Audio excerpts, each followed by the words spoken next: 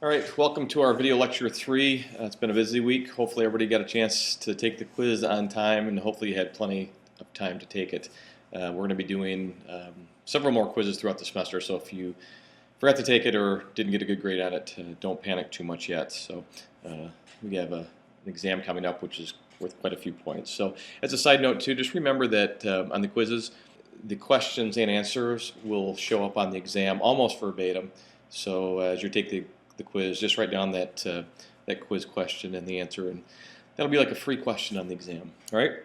I want to cover a couple things. I want to backtrack just a minute. I want to cover some side note. We've been talking about the development and the history of radio, but as we went along through some of these notes, it may have got a little confusing because it may have sounded like we were developing telephone, but I want to just cover this one slide here to talk about the telephone real quick. Basically, the telephone and the radio were being developed side by side. Two different inventions, and so far we've only been talking about radio, and we won't even get into telephone into any depth, but I want to just make sure that you're clear on this, that this is actually radio or wireless radio, wired and wireless radio that we've been talking about. But at the same time, the telephone was being developed. Actually in 1874, Graham Bell discovered the principles of making a telephone actually work, and in 1876 he actually developed a system where human speech could actually be heard for the first time over a telephone line, and he said, "Mr. Watson, come here, I want to see you." In 1815, Bell takes part in the formal transcontinental telephone line between New York and San Francisco. So you can see with the time frame and the developments that we have wireless radio and we have telephone being developed at the same time. Two different technologies, but I just want to make sure that you understood that, and this set of notes here will possibly show up on the exam, at least for the first exam. All right, let's move on to our next gentleman that we need to talk about, Edward Armstrong, and he's basically known for three major radio inventions. In 1913, he invented something called the regenerative feedback circuit, and basically what this did, it gave radio, wireless radio, a wider or a longer range. Up to this point, we were talking short distances, but this feedback circuit that he invented expanded this range out further, which was a big plus for wireless radio. In 1918, he invented something called the super heterodyne tuner, and basically up to this point, you could broadcast a radio signal from point A to point B, and both radios had to have the same frequency. There was no tuner. You couldn't go to 99.5 or 90.8 or whatever. They basically were built. There wasn't even a thought of having a tuner. You just had to have the same frequency on both ends. Well, the super heterodyne tuner allowed radios now to have a tuner built in, so you could actually tune into different frequencies using one box instead of buying multiple boxes. Probably one of the most important aspects about Edward Armstrong is the fact that he was the person credited for discovering frequency modulation, or what we know to be FM radio. That occurred in 1933. Basically, by creating the FM radio or the frequency modulation, or discovering frequency modulation, it basically solved the interference problem with AM. And if you can definitely hear today the difference between AM and FM. AM is just a very low quality sound. There was some experimentation with AM stereo for a while, but still it's a low quality sound, a lot of interference. If you go underneath the power line, it causes a disruption in the signal. True fidelity stereo can only happen with frequency modulation, and so Armstrong was credited for discovering that. The title that Armstrong is given is the Man of High Fidelity because of his discovery of frequency modulation. So in your notes, connect the dots there that the Man of High Fidelity is Armstrong. One of the things that Armstrong did was he tried to sell his invention or discovery, and he took it to RCA, and we see this again happening where a major company really doesn't have any interest in what turned out to be a very successful product. RCA was very unimpressed with FM, primarily because they were heavily invested in the AM radio. They're making radios, they're selling radios, they're totally invested in it, and they don't even want to come up with this, or don't even want to proceed down the road of FM. Obviously that proved in the future years to be a wrong decision. They basically said to Armstrong that they didn't believe consumers cared about quality, and probably back in those days that's probably true, because their radio sets, when they bought them, the speakers in them weren't obviously the speakers they have today. They didn't have Beats radio headphones and all that stuff. People really just wanted cheap radios, all right? They didn't think they wanted quality. And probably back then, in the beginning days, it was true, but obviously in the future days, that proved to be a wrong decision. Basically what happened, Armstrong then licensed his FM to smaller companies. And then what happened was when the consumers heard the quality, they fell in love with FM. Even though they didn't have the speakers really to produce the stereo sound, they did hear the difference between AM and FM as far as interference goes. It was a clear sounding signal versus AM, and so the consumers really fell in love with it. Eventually what happened over the years was RCA took Armstrong to court over patent infringements between AM and FM, knowing the fact that RCA had a lot of money and they could basically drown or drag Armstrong through the dirt with this in the court systems. They really did that, and because the patent lawsuits took years and years and years, Armstrong basically became broke, and in 1954 Armstrong was so distraught that he actually jumped out of a 13-story window, killing himself over this whole thing. So unfortunately for Armstrong, he never did see his product come to fruition, and we see a giant megalith company controlling the radio business back then. All right, so that covers all of our main people in the history of radio. Now we want to move into the next phase of radio, and what happens now that we have a lot of people listening to radio, buying radio sets. We have to come up with content for the radio. It can't just be one person's voice and maybe one radio station playing one set of music. So we come up with this idea, or the companies come up with this idea called network radio. And so we see in 1926, NBC became the first national network in the United States. And basically what they did, they created content for their affiliates, and then their affiliates would then rebroadcast or simulcast what the networks had created. And their business model basically called for NBC charging the affiliates $96 an hour for any programming that the affiliates would use. And at the beginning it worked fine. But what happened in 1927, CBS came up with the same network philosophy, but they changed their business model. They actually paid the affiliates $50 an hour to carry their programming. So we see two opposite radio network business models in play here, and one of them eventually works out to be the winning one. Obviously, if you're a radio station, you'd rather get paid to play someone's programming versus having to pay them. And so in 1930, the CBS business model eventually won out over the NBC model, and we see all networks paying their affiliates in 1930 for any program that they did use from the networks. One of the things that was a little bit of a contractual issue here was if the affiliates were going to get paid by the networks to carry their program, it was mandated that all the affiliates had to take the entire programming schedule offered by either CBS or NBC. You couldn't pick and choose back then. Obviously you can today, and it's a whole different business model. But back then, in the infancy of network radio, if an affiliate picked up NBC's programming or CBS's programming, they had to take the entire programming, which was great for the radio stations because they made a lot of money and they didn't have to produce their own programming. They could just basically get paid to run somebody else's program, and it was kind of a win-win for both parties involved. One of the things that really solidified a radio's place in history was the sinking of the Titanic. We see the necessity outside of consumerism for the need for radio. At the time of the sinking, the Titanic used the Marconi radio system, dots and dashes, Morse codes, and the radio that they had a range of 250 miles. At night, it could reach up to 2,000 miles. And so, unfortunately, most of the people died in the sinking of the Titanic, but the survivors of the Titanic really credit their survival to the radio because they were able to broadcast a radio message until they lost power, and some people did hear it, and then they came and saved them. Interesting enough, as a side note to this, if you go out to the Queen Mary ship out in California, you can take a tour of that ship. They still have a working radio of the Marconi system, the exact same radio, not the radio, but the exact same radio as what the Titanic used when it sank, and it's kind of a neat thing. I was out there a couple years ago to see that. So we have this progression of radio. We see the need for radios to be placed in ships. We have a consumerism market out there now trying to buy radios to listen to music.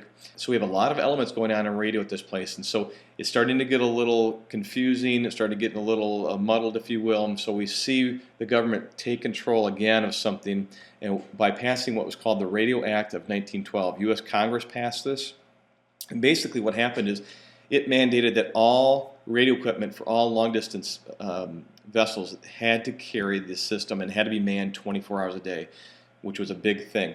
One of the other things, too, that they saw from the sinking of the Titanic, once they lost power, they couldn't keep transmitting. So one of the things that the Radio Act of 1912 did was also mandated that auxiliary power units be provided in case of an engine failure, and this all came out of the tragic sinking of the Titanic, unfortunately. The ship's radio systems that were mandated that all U.S. ships carry had to have at least a range of 100 miles, which you think that's kind of silly. You know, you get 100 miles offshore, you're not even, you know, a quarter of the way out into the ocean. But that was the minimum requirements for the Radio Act of 1912. And these were for ships that were going in and out of the United States. A foreign ship kind of did their own thing, but if you're a registered ship out of the U.S., you had to have this. The Radio Act of 1912 also purged the airwaves. So we had a lot of people going on the air with their own system. It was amateur radios back then, which we still have today. But it basically purged this airways, get rid of the clutter. It gave it back to them, but what they had to do, if you wanted to be an operator, you had to be licensed, and you had to adhere to certain bandwidths. So the government basically took control of the entire radio spectrum, purged it, and then rebroadcasted it out to the individual users with a license, so they can kind of control who was on what frequency and how many people were on the frequency. So you wouldn't have the issues of when you tune into a radio station, you were picking up 5 different people at one time. A large portion of the radio spectrum at the time was set aside for the Navy. Obviously, that makes a kind of an important deal if the Navy ships need to hear each other. The other thing that they did was the Radio Act of 1912 considered radio frequency, which is this energy in the air, to be a natural resource. And because it was a natural resource, the Commerce Department was in charge of all natural resources in the United States. So the radio stations and your amateur license people had to obtain the license from the Commerce Department of the United States. Talk a little bit about the RCA Corporation, or the Radio Corporation of America. In your notes, please underline that somehow, that the RCA stands for Radio Corporation of America. Basically what happened, we talked about this in our last set of notes, back during World War I, the United States government took control of all the radio patents and everything, and the Radio Corporation, or the RCA Corporation, was formed at this point. And what we have going on is British-owned American Marconi Company was gaining access to all the General Electric invented technology for radio. So General Electric created all this technology back then. We see an insurgence of building radio sets and tubes and all this stuff. And a British-owned American Marconi was gaining more and more of this access. Well, the United States government didn't like a foreign entity gaining control of American products, especially in the radios, and especially after World War I. So the General Electric Corporation was basically created the RCA, Radio Corporation of America, with the help of the government. So the government mandated that a private corporation, which was considered RCA, to take control of all the license. And again, that was just kind of a recap from our other notes when that happened in 1919. But General Electric basically acquired the American Marconi Holdings, which was currently British-owned. They basically acquired them. So now we have all the British-owned technology that they basically got from us and reacquired it into the American business model. Wireless patents were then pooled and distributed to promote radio development by RCA. So we talked about that in the last set of notes, where they basically gathered up all the radio patents, and then the RCA company redistributed them back out to the general public.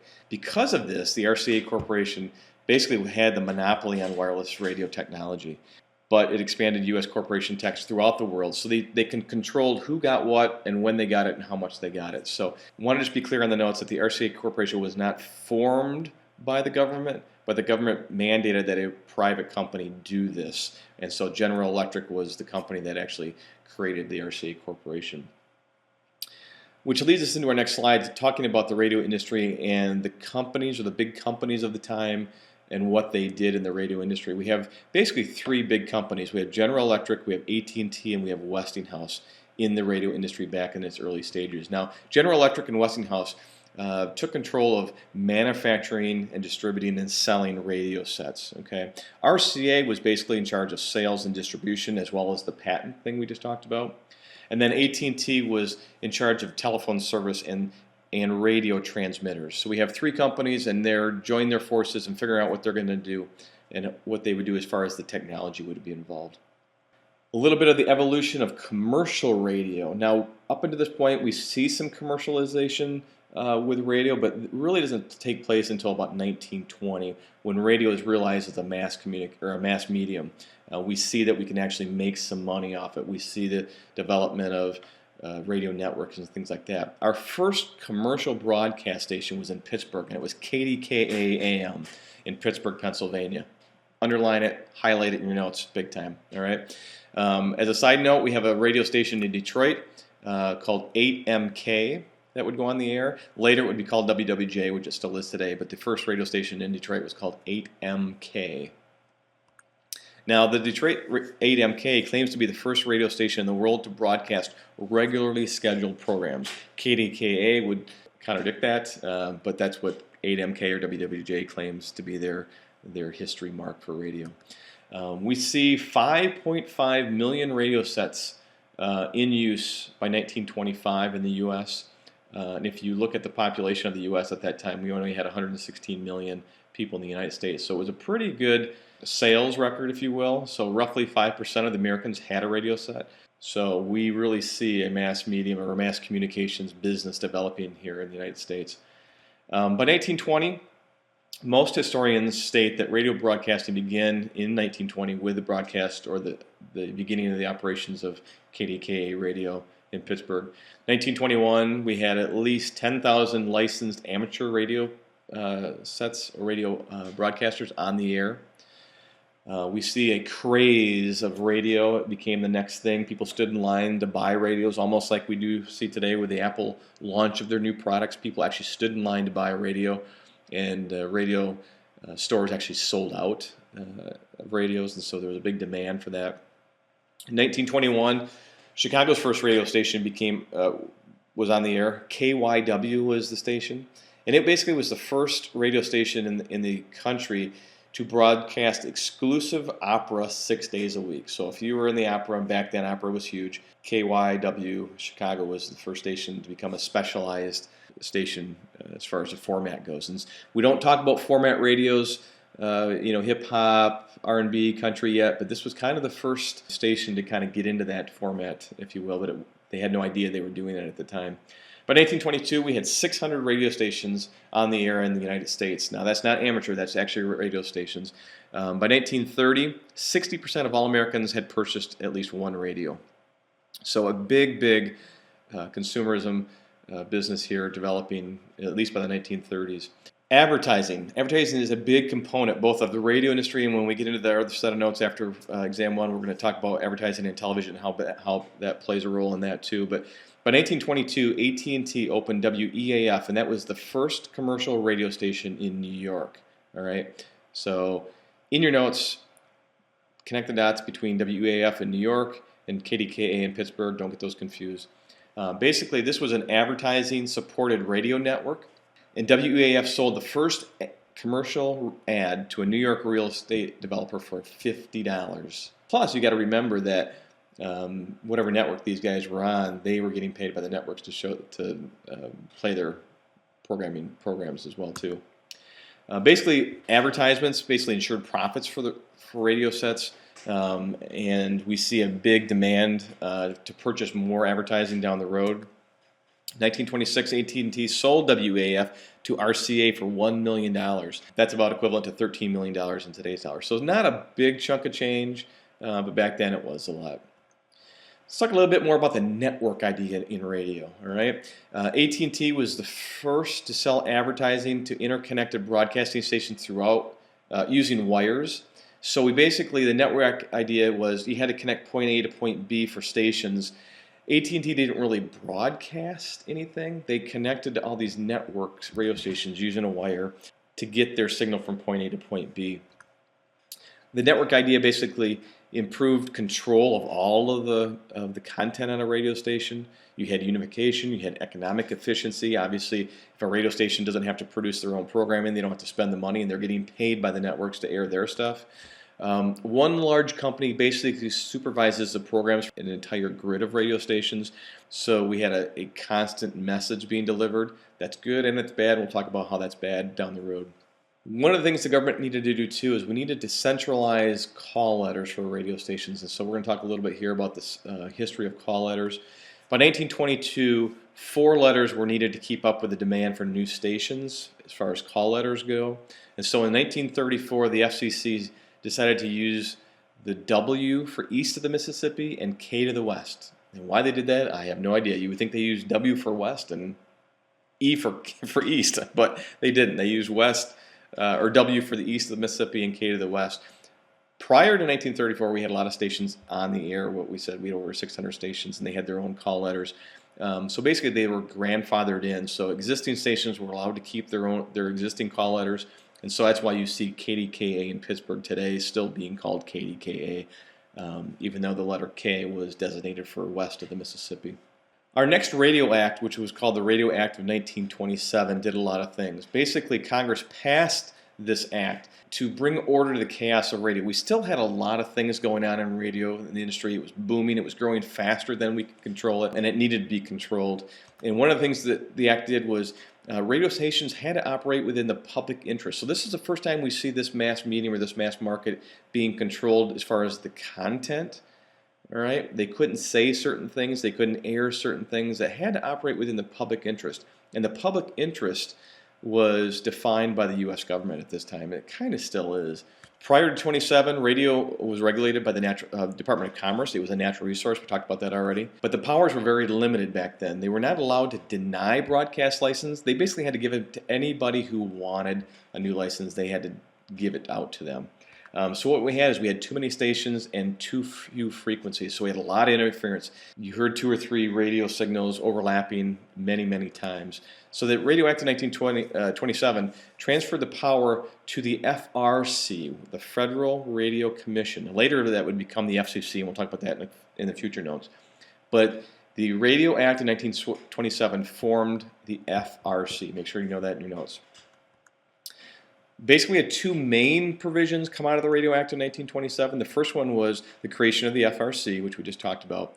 And then this commission would mandate to regulate radio in the public interest, which we just talked about, convenience, and necessity. So it's now in the government's hand to state what the public interest is. It controlled the convenience of radio a little bit and the necessity of radio. So we did a couple different things, and the U.S. government is starting to, in some people's mind, impede on the business model of radio. So some people liked it, some people didn't, but obviously in today's times, it's a whole different take on things. The FRC was basically a 5-person board which would grant or deny a license. So this is the first time we see the U.S. government being given the power to deny a license. The Radio Act of 27 also assigned frequency and power levels to each license. So we also see not only the assignment of frequencies and the denying of license, we also see the need to control power levels. So at night we had less interference, and so the radio stations would overlap, so they would mandate that certain radio stations would decrease their power at night to prevent overlap of signals. The commission had little or absolutely no power over the networks, only because the networks typically didn't broadcast over the airwaves. They had their network model, which they would send their signal over wires to the radio stations, and then the radio stations would then broadcast. They definitely had no authority over the advertising market at all. So an advertiser back in the day could lie, falsify their products, and say different things, unlike today where we have to go through so many hoops and regulations. But just realize the FRC of the Radio Act of 1927 had no authority over advertising. The FRC, the next couple notes are kind of a lot of things to write, so I'm going to kind of go through them. You can pause the video and write this down, but I'm going to talk about each one of these. I'm going to almost read these verbatim because I want to make sure you get this in your notes.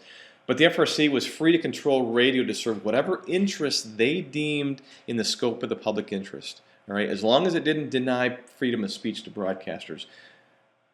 If you think about that in any great detail, you can kind of think, well, if the government is saying what the public interest is, how can they infringe, or how can they not infringe on free speech? And that was a tough deal to get through.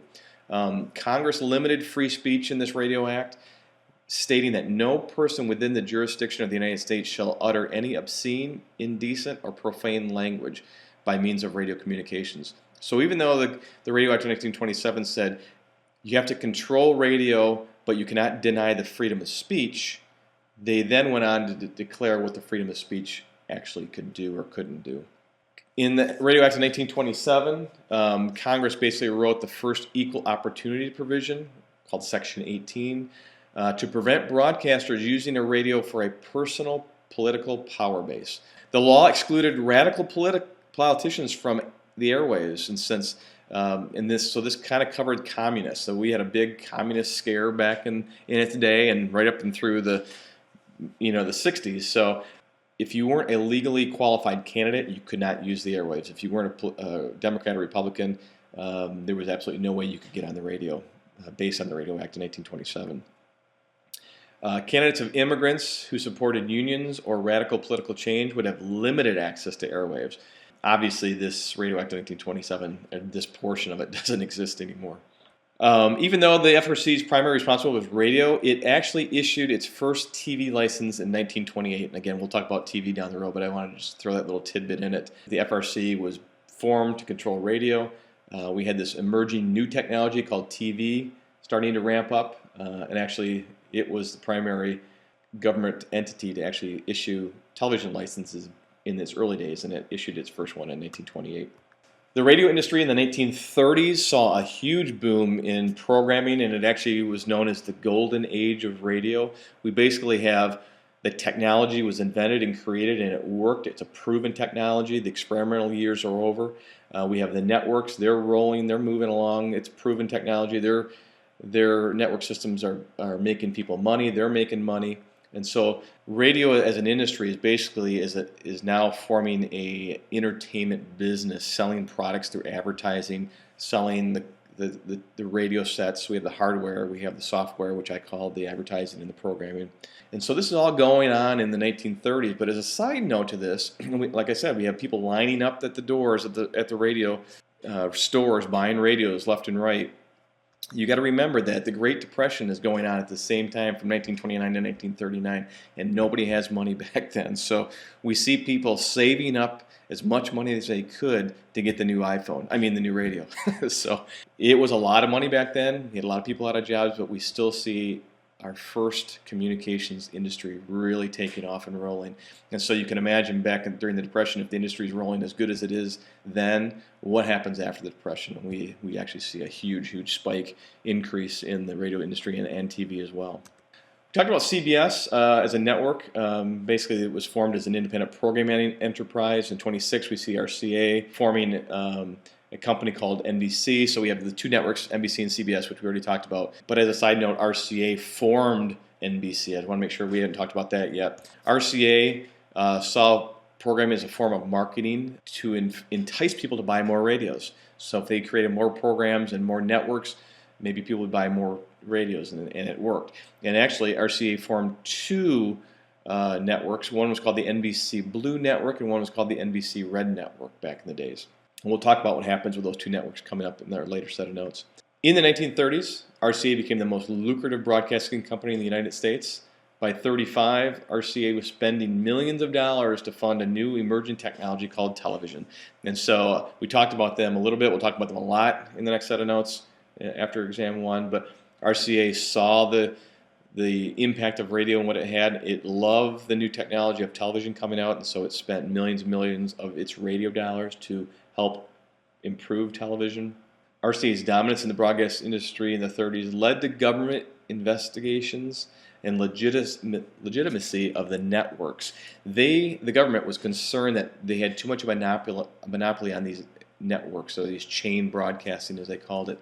The FCC, and we'll talk about the change between the FRC and the FCC when that happens here in a little while, but the FCC criticized networks for controlling the major networks. They had total control. So one of the things that the government was really concerned about was we had one voice controlling the entire airwaves, or two voices. We had RCA, or we had CBS and NBC. So we had two major corporations, and we only had two voices out there if all the affiliates were connected to one of those two. So the government was getting a little uneasy about that. So basically the FCC forced RCA to sell one of its networks, and so the NBC Blue network was sold and eventually became the ABC network. All right. So the network model worked. It was making a lot of money, but the government was really uneasy the fact that we had two huge companies controlling all of the mass media messages, or the voices, going out to the general population. And so we'll see what happens with that in later notes. We'll also see how the government gets into that a little bit with television and its networks. But now at this point in the 1930s, we actually see three networks. We have CBS, we have NBC, and we have ABC at this point. And that ends our Chapter 3 notes. Just a reminder, our Assignment 1 has been posted. It must be at least 3 full pages. You also must include your sources, and please use the MLA format. Any late papers will receive a 10% deduction per day it's late.